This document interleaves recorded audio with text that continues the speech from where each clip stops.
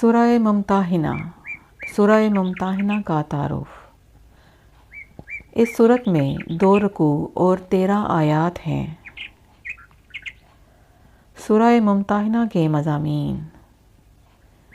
اس سورت کی ابتدا میں مسلمانوں کو کافروں کے ساتھ دوستی کرنے اور ان سے محبت رکھنے سے منع کیا گیا، اور انہیں بتایا گیا کہ کفار کو جب بھی موقع ملے گا تو تمہیں نقصان پہنچانے میں کوئی کمی نہیں کریں گے، اور یہ بھی بتایا گیا کہ قیامت کے دن کافر اولاد اور کافر رشتہ دار کوئی فائدہ نہیں دیں گے، بلکہ اس دن ایمان اور نیک اعمال کام آئیں گے۔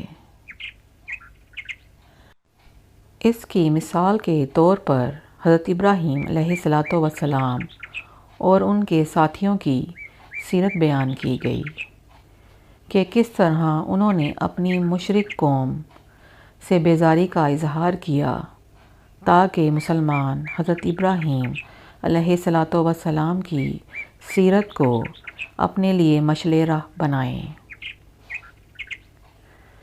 یہودیوں اور مشرکوں سے تعلقات کے بارے میں اصول بیان کیے گئے، اور مدینہ منورہ ہجرت کر کے پہنچنے والی مومنہ عورتوں کا امتحان لینے کا حکم دیا گیا، اور ان کے بارے میں شرعی حکم بیان کیا گیا۔